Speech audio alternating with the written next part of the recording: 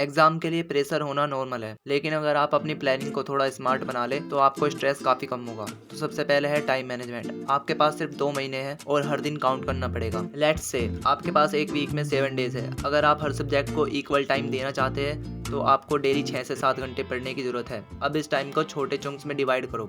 2 our एक subject, फिर break और फिर दूसरा सब्जेक्ट। अब बात करते हैं हर सब्जेक्ट पर फोकस करने की। आपको अपनी स्ट्रेंथ और वीकनेस को एनालाइज करना होगा। जहां आप वीक हो वहां एक्स्ट्रा टाइम इन्वेस्ट करना होगा। Let's break it down. Accounting. Accounting सबसे स्कोरिंग सब्जेक्ट है। अगर आपने बेसिक स्ट्रॉन्ग किए हैं तो लास्ट 2 महीने में डेली प्रैक्टिस करना बहुत जरूरी है। डेली एक सेट ऑफ प्रॉब्लम्स सॉल्व करें। आपके में फोकस एरियाज होना चाहिए: कंपनी अकाउंट, पार्टनरशिप अकाउंट और फाइनल अकाउंट।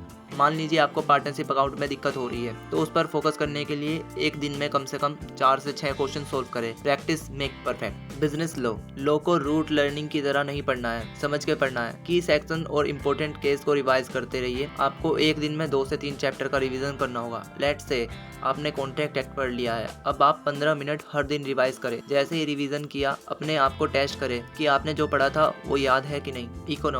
इकोनॉमिक्स को समझ के पढ़ने से ज़्यादा इंपॉर्टेंस देना है। हर चैप्टर का शॉर्ट समरी लिखना हेल्पफुल होगा। की ग्राफ्स और फॉर्मूलाज को अच्छे से रिवाइज करना जरूरी है। मैथमेटिक्स को रूट लर्निंग की तरह मत पढ़िएगा, इसमें प्रैक्टिस इसेंशियल है। आपको एटलीस्ट 20 से 30 प्रॉब्लम हर दिन सॉल्व करनी चाहिए। अब बात करते हैं रिवीजन स्ट्रेटेजी की, जो सबसे इंपॉर्टेंट है। अगर आप रिवाइज नहीं करते हैं तो जो आपने पढ़ा था वो भूल जाओगे। एक परफेक्ट रिवीजन प्लान बनाना बहुत जरूरी है। लेट्स से आपने एक चैप्टर कंप्लीट किया, उसके बाद रिवाइज करो एक दिन के अंदर उस चैप्टर को, फिर एक वीक बाद। इससे आपका रिटेंशन काफी स्ट्रॉन्ग हो जाएगा। रिवीजन के दौरान अपने वीक पॉइंट्स पे ज्यादा फोकस करो। अगर कोई टॉपिक समझ नहीं आ रहा है तो उसको स्किप मत करो। एक एक्स्ट्रा आवर लगा के उस टॉपिक को समझने की कोशिश करो। जब तक आप मॉक टेस्ट नहीं करेंगे आपको अपने एग्जाम का फील नहीं मिलेगा। आपको 3 से 4 दिन में मॉक टेस्ट देना होगा। अगर आप गलतियां करते हैं तो उससे सीखने में काफी फायदा होता है। इमेजिन करो अगर आपको एक मॉक टेस्ट के बाद अपनी गलतियां दिखती है तो आप उन्हें करेक्ट करते हैं, तो एक्चुअल एग्जाम में उन्हीं गलतियों को अवॉइड करेंगे। मॉक टेस्ट आपको टाइम मैनेजमेंट भी सिखाता है। रियल एग्जाम के जैसे कंडीशन में टेस्ट देना आपको अपनी स्पीड और एक्यूरेसी को इम्प्रूव करने में मदद करेगा।